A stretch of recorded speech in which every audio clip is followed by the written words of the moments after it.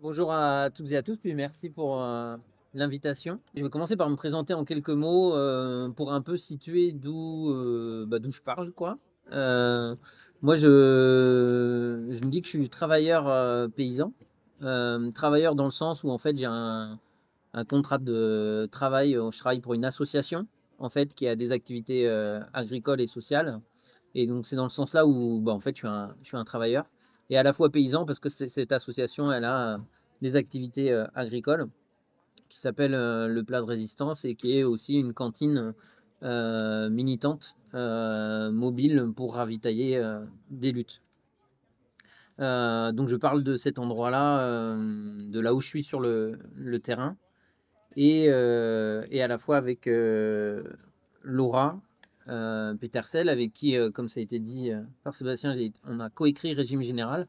On parle d'un endroit où on est tous les deux aussi adhérents à Réseau Salariat, même si le livre Régime Général, on l'a coécrit de nom, parce qu'il y a des trucs que l'association elle est en travail ou autre, et donc on n'engage pas l'association par rapport à ce qui est écrit dans ce bouquin. Voilà, mais on est tous les deux des militantes, militants. Voilà, on n'est pas des chercheurs, on n'est pas, enfin, on est des travailleuses, travailleurs engagés, euh, et on n'était pas prédisposés à écrire, mais c'est un concours de circonstances et de différents facteurs où on a eu envie de poser cet acte politique, militant, pour pouvoir vivre aussi des moments comme là, de rencontres, de discussions, d'échanges, et dans nos réseaux aussi et nos engagements. On était un peu fatigué, en absence d'un imaginaire enviable, quoi, désirable, et que on est très fort pour se dire comment ça va pas, de faire le constat du système capitaliste, raciste, patriarcal, dans lequel nous sommes et qui nous va pas. Et donc du coup, voilà, on avait envie d'ouvrir des espaces, ou en tout cas nous, notre pensée, et pour aller vers quel horizon ou vers quel autre. Ça ne veut pas dire que c'est celui-là qui va se passer, mais c'est en tout cas nous ça qui nous aide à nous organiser, nous lever le matin et être d'attaque face à quoi on combat, quoi. Donc voilà. Par rapport à ça, Réseau Salariat, c'est une association d'éducation populaire qui date de 2011. Bon, au-delà de ça, c'est une association, pour le dire rapidement, qui est radicalement anticapitaliste. Dans le sens radical, ça veut dire qu'il s'attaque aux racines du système capitaliste, donc il va mettre sur la table certaines questions, comme la question du travail, la question de la propriété des outils de travail, puisqu'en fait, voilà, on part du postulat que le système capitaliste repose sur le fait de détenir les outils de production et de pouvoir exploiter aussi bien le vivant que les humains. Et entre autres, il y a un adhérent phare, phare, je ne sais pas si c'est le mot, mais en tout cas qui a énormément travaillé sur ces questions-là et qui s'appelle Bernard Friot, qui a été cité aussi tout à l'heure à l'autre conférence de Réseau Salariat, même si c'est Réseau Salariat, c'est pour aussi que les travaux de Bernard soient dépassés par le travail collectif de l'association, dépassés dans le sens enrichi, trituré, amendé, et que ça ne repose pas uniquement sur ces travaux de recherche, mais c'est quand même la base de ces travaux de recherche euh, sur lesquels on travaille. Et entre autres, c'est sur l'histoire du régime général de sécurité sociale et en quoi, en fait, le fait de regarder cette histoire du régime général de sécurité sociale comme une conquête révolutionnaire ouvrière peut nous donner ce qu'on appelle souvent du déjà là dans ce système capitaliste. Un, des pistes de réflexion ou en tout cas sur lesquelles on peut s'appuyer. Donc voilà. Voilà voilà d'où je parle.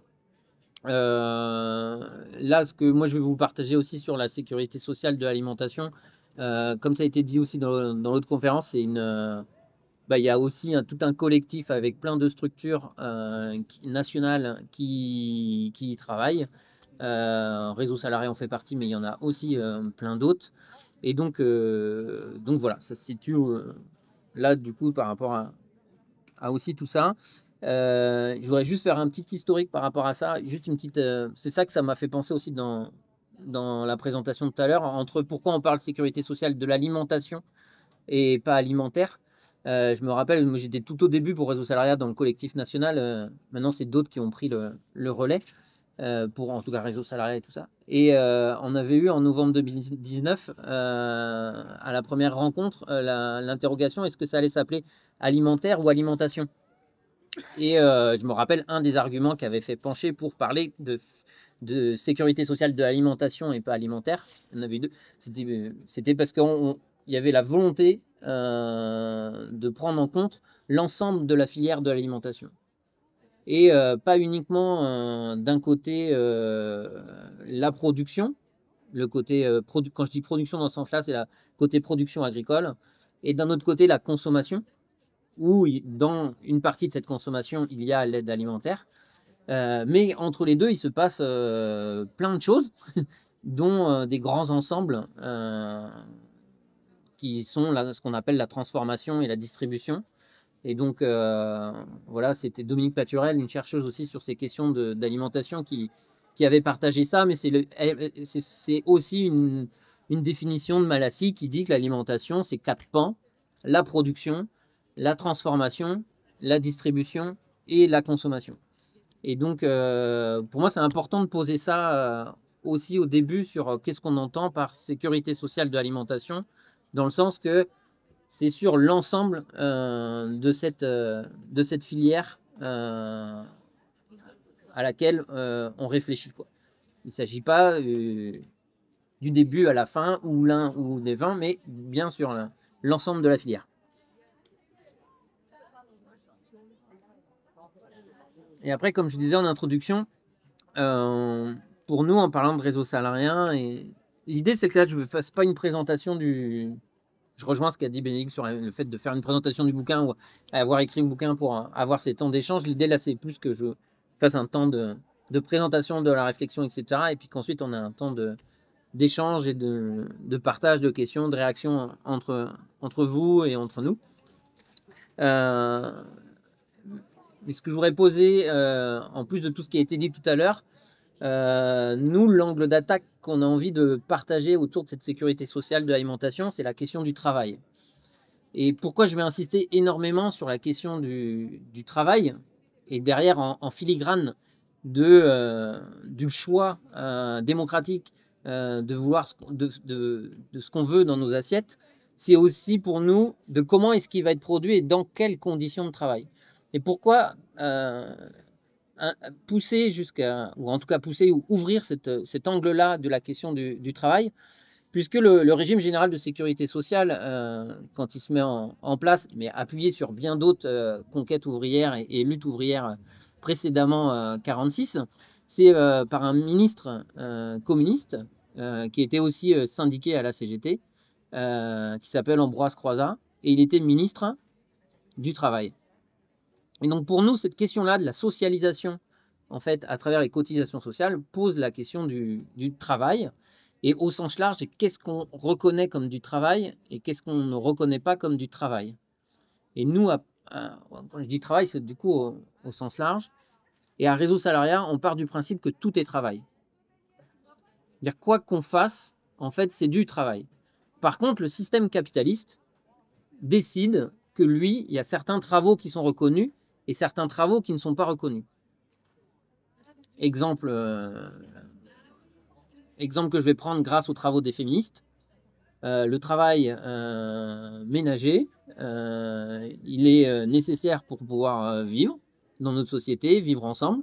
C'est du travail qui n'est pas reconnu, c'est du travail gratuit et invisibilisé, mais c'est du travail qui est nécessaire à l'échelle de la société pour qu'on puisse vivre toutes et tous ensemble. Mais le système capitaliste patriarcal ne le reconnaît pas. C'est un exemple, mais comme plein d'autres travaux sont réalisés, mais ne sont pas reconnus. Et ce que va faire le régime général de sécurité sociale, c'est reconnaître du travail, mais qui n'était pas reconnu avant. Et c'est pour ça qu'on parle des conquêtes, de ces conquêtes ouvrières comme la retraite, comme l'accès aux soins, comme le chômage, comme les allocations familiales.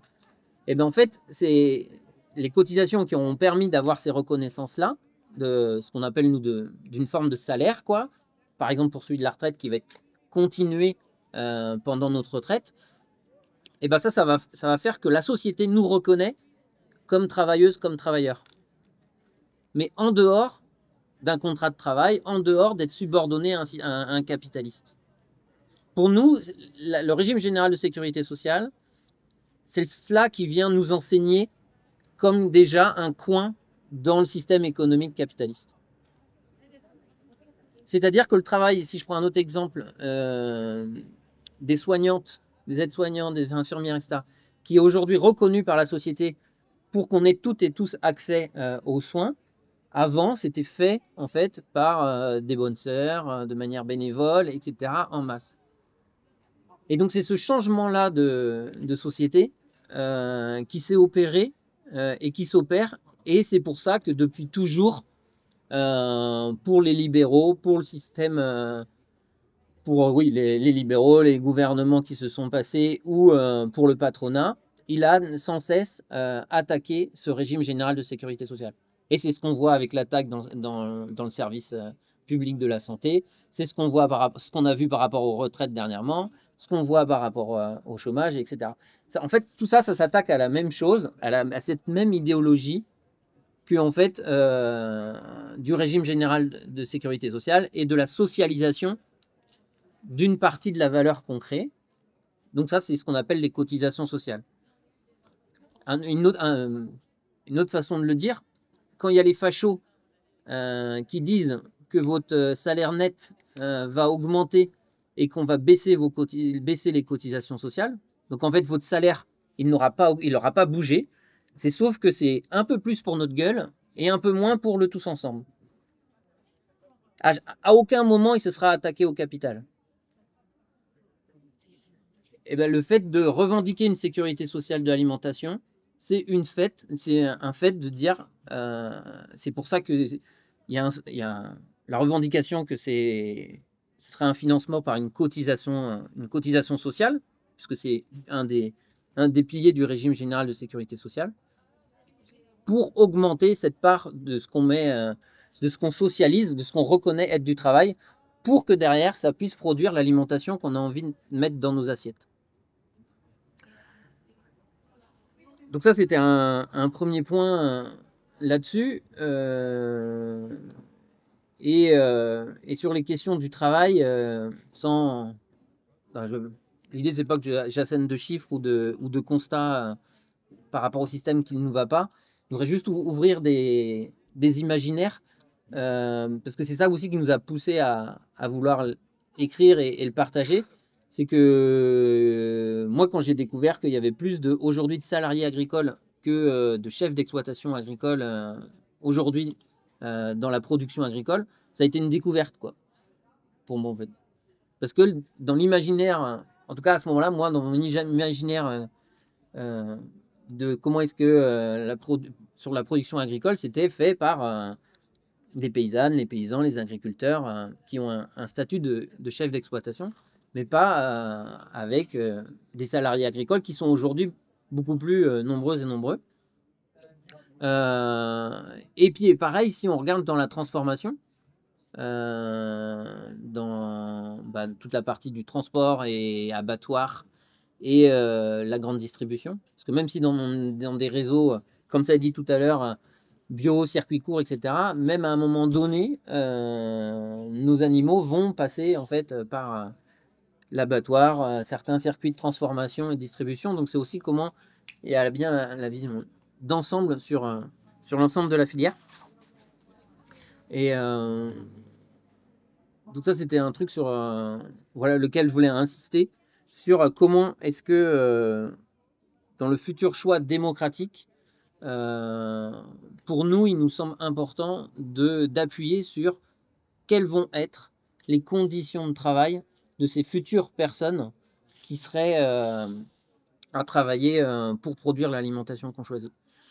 Et là, ce que vient nous nous enseigner aussi les conquêtes ouvrières et le régime général de sécurité sociale, c'est qu'en fait, on peut imaginer, ou en tout cas entrevoir, un statut autre que les statuts aujourd'hui. Quand je parle de statut, c'est les statuts de travailleurs ou du statut de salariat, où nous, en tout cas, à Réseau Salariat, on revendique un salaire à la qualification, un salaire à vie pour toutes et tous, dans le sens où, en fait, comme on part du principe qu'on travaille toutes et tous, qu'à l'échelle de la société, on puisse reconnaître le travail de toutes et tous. Et par exemple, une des conquêtes à travers le régime général et la reconnaissance du travail, comme quand on est retraité ou comme quand on va être au chômage, ou les aides-soignantes qui vont travailler dans les CHU, c'est cette déconnexion avec le fait d'être exploité par un système capitaliste. Et donc, ça veut dire venir interroger derrière également de qui va être propriétaire de l'outil de travail. Et là, ce qui nous inspire dans le régime général de sécurité sociale, c'est l'augmentation des cotisations dans les années 60, qui a permis de construire ce qu'on connaît aujourd'hui, les CHU, les centres hospitaliers universitaires, en grande partie grâce à cette hausse de cotisation, pas uniquement, mais ça veut dire que les personnes qui ont travaillé ensuite dans ces centres hospitaliers universitaires, ont travaillé pour soigner. Elles n'ont pas travaillé pour rembourser la banque, elles n'ont pas travaillé pour rembourser un propriétaire capitaliste, elles ont travaillé pour nous soigner. Et l'idée, en tout cas qui est avancée aussi avec la sécurité sociale de l'alimentation, c'est comment il y a un système de conventionnement, c'est-à-dire de reconnaissance de ces futurs lieux de travail sur l'ensemble de la filière. Comment est-ce qu'ils vont être reconnus par les choix de ce qu'on aura voulu mettre dans le set, pour que cette production sorte du marché, et donc pour qu'elle sorte du coup du système capitaliste de production. Ça, c'était un point, une ouverture sur laquelle, en tout cas, nous, on pose des questions et au débat de comment est-ce que ça peut... Et pareil, ça, c'est pas... ça peut paraître des fois utopique ou lointain, etc. En parallèle de d'autres engagements, là, je vais revenir sur le côté agricole, même si je ne veux pas enfermer la sécurité sociale de l'alimentation à ce côté-là. Mais le mouvement et syndicat des travailleurs paysans, au début des années 80, ont déposé sur le bureau du ministre de l'Agriculture un projet de loi qui s'appelait autour des offices fonciers, qui était toute une réflexion à l'échelle communale, cantonale, d'avoir une démocratie locale pour l'attribution des terres. Je le dis vraiment rapidement et vite, mais voilà, on pourrait aller creuser sur ça. Mais ça pose les mêmes questions que l'on pose en parlant de comment est-ce que cette démocratie et ces choix collectifs sur les questions d'alimentation se posent. Et moi là, je voudrais, par exemple, j'ouvre une parenthèse. En tout cas, nous, on parle de démocratie. C'est pas la démocratie forcément celle avec les bulletins de vote, ou en tout cas pas les bulletins de vote liés à des élections législatives, communales, etc. Mais c'est aussi d'autres élections qui existent. C'est les élections professionnelles. Et donc, ce qu'on parle, c'est de la démocratie économique, quoi.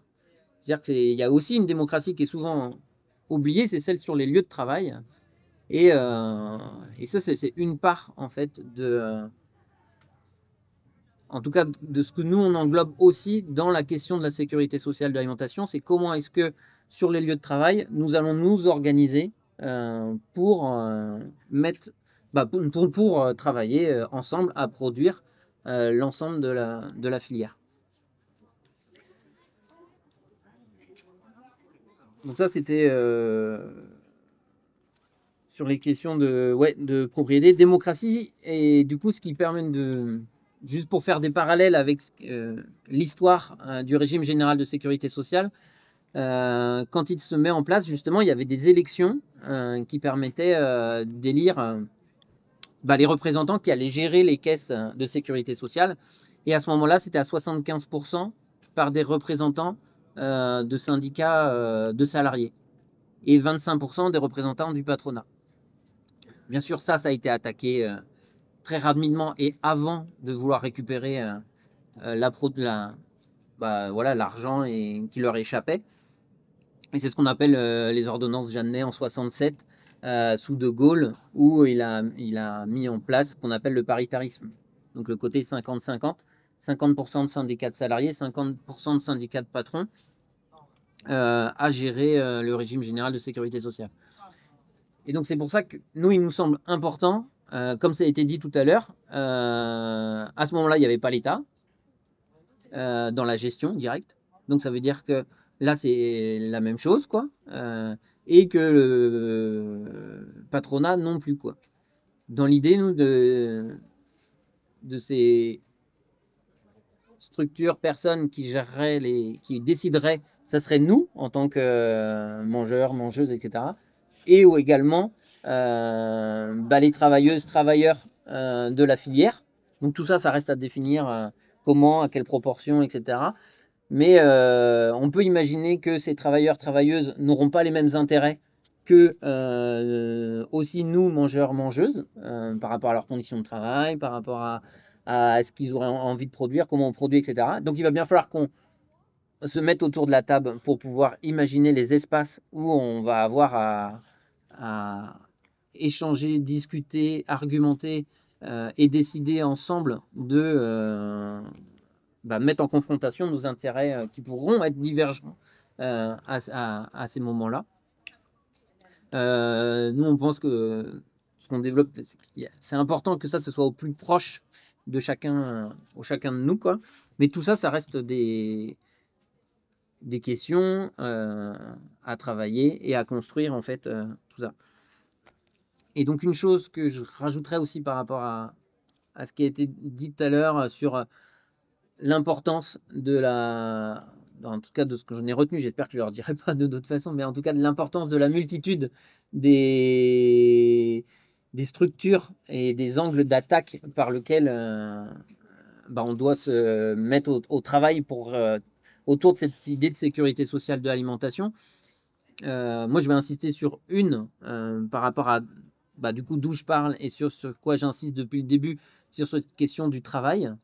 Et du coup, aujourd'hui, de l'importance des travailleuses et des travailleurs de cette filière qui soit aussi présente dans la construction de ça. Et là-dedans, alors après qu'ils soient organisés, aujourd'hui, souvent ces personnes-là sont organisées au sein de syndicats. Donc il a été évoqué la Confédération paysanne également, mais moi je voudrais aussi insister sur que ce soit Solidaire, CGT ou autre, mais en tout cas des syndicats de salariés qui sont implantés sur l'ensemble de la filière agroalimentaire. Il y a de plus en plus, comme je le disais en parallèle, des salariés agricoles qui s'organisent aussi en syndicats pour leurs conditions de travail.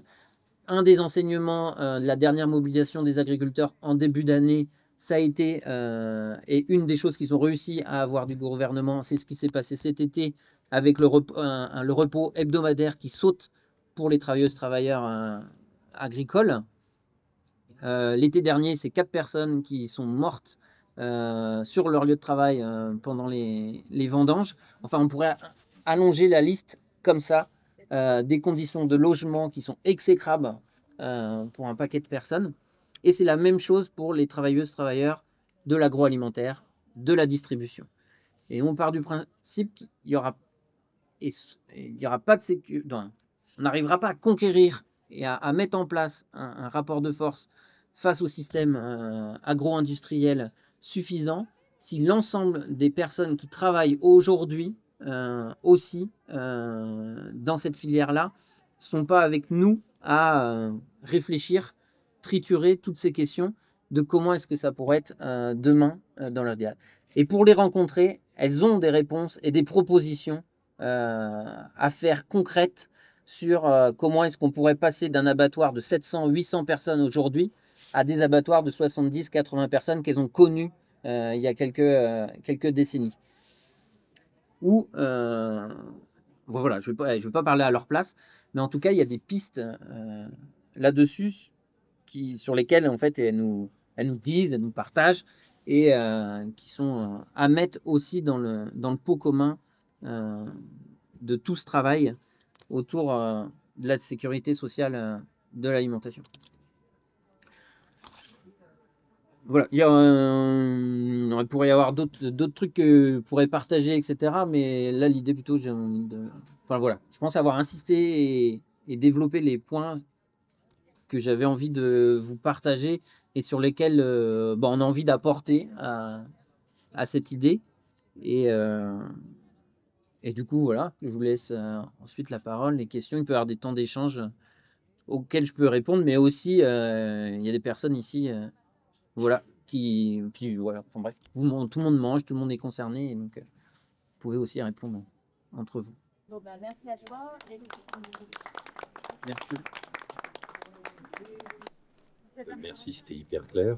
Petite question sur ce que vous disiez à la fin sur le fait que les travailleurs se rassemblent pour réfléchir à toute la filière. Je pense qu'il y a un élément qui est quand même gravissime aujourd'hui, c'est que la population est fortement urbaine. Et de la même manière qu'elle n'a pas conscience que son téléphone portable a fait 4 fois le tour du monde, je pense que la population urbaine n'a plus la moindre idée de comment arrivent les choses dans son supermarché. Est-ce que, enfin, il y a sûrement des idées, mais est-ce qu'il y a, j'entends pas beaucoup de choses là-dessus sur comment on va faire remettre les gens le nez dans la terre. Ça veut pas dire peut-être tous vivre en la campagne, mais au moins comprendre et rencontrer même des paysans. J'entends de temps en temps un agriculteur qu'un enseignant invite à l'école primaire ou au collège, mais ils viennent, enfin, ils sont 10 par an, quoi, à venir dans 4 classes en France. Est-ce qu'il y a des choses là-dessus? Est-ce que vous avez déjà des idées? Est-ce que c'est prévu? Merci beaucoup. J'ai aucune question puisque c'était très clair, donc j'ai appris beaucoup de choses. J'avais juste une petite piste pour concilier alimentation et travail. C'est les travaux de Benoît Boris sur la sécurité économique et sociale. Donc je ne sais pas si vous connaissez, mais pour le fonctionnement est un petit peu le même que la SSA. Mais il s'agit non pas de mutualiser l'alimentation, mais de mutualiser l'emploi. Et que les entreprises cotisent tout à une caisse et que cette caisse reverse aux entreprises en fonction du nombre d'emplois.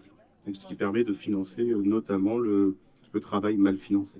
La question moi que je me pose en vivant en milieu rural, c'est et en ayant rencontré quelques personnes qui souhaitent quitter la ville à plus ou moins court terme et s'installer, et de nous, comment est-ce que on est accueillant et bon, accueillant, c'est pas le mot, je cherche mes mots en ce moment parce que par rapport à tout ça, c'est une pensée, mais qui se construit. Mais c'est comment est-ce que on repousse pas non plus ah bah c'est ces néo-ruraux qui arrivent et tout ça. Et à la fois, bah, c'est tout un apprentissage aussi des personnes, de ce qu'elles me témoignent, de venir, de quitter la ville. Et donc, il y en a qui vont faire, vas-y, je plaque tout, je me barre et j'y vais. Et je connais d'autres personnes, elles mettent 7 ans en fait. Et en venant, en repartant, en revenant, hop, en passant des étapes, etc. Donc pour moi, c'est dans tout cet éventail en fait de comment est-ce que nous, qui vivons en tout cas en milieu rural, on est organisés, disponibles pour créer des espaces et des lieux où ces temps de discussion, d'échange existent, et que nous aussi on vienne pour comprendre ici c'est quoi qui est en jeu, c'est quoi qui se met au travail pour les individus et à l'échelle systémique, etc. En tout cas, voilà, c'est ça. Et en fait, dans toutes ces rencontres, j'ai notamment rencontré une association qui s'appelle ACAT, qui est une association partie de. Ouais, je connais pas du tout Paris, mais je crois que Seine-Saint-Denis à la base. A4, ça veut dire, il y a 4 A. C'est accueil, artisanat, agriculture et je sais plus. Et c'est une association qui accueille des personnes qui sont en exil, avec ou sans papier, qui souhaitent travailler la terre. Parce que là d'où elles viennent, elles travaillaient la terre et elles ont envie de continuer à travailler la terre. Et cette association cherche à mettre en lien des paysannes, paysans et des futures travailleuses, travailleurs de la terre mais pas pour venir faire du woofing et puis qu'elle soit exploitée une fois de plus, quoi. Avec un vrai contrat de travail et dans l'optique, pour certaines personnes, de s'installer à terme. Et si ça intéresse, vous pouvez aller voir leur site internet. Il y a un petit film qui s'appelle D'égal à égal, où elles ont filmé leur rencontre avec plusieurs paysannes, paysans du Limousin sur justement ce temps de rencontre qu'il y a et qui s'opère. Et en ce moment, cette association fait aussi tout un travail d'enquête auprès de leurs camarades qui se font exploiter dans le système agroalimentaire, entre autres, que ça aille du ramassage de volailles la nuit au travail dans les abattoirs, et de comment est-ce que tout ça s'est structuré, organisé en face, quoi. Le titre, c'est Régime général pour une sécurité sociale de l'alimentation.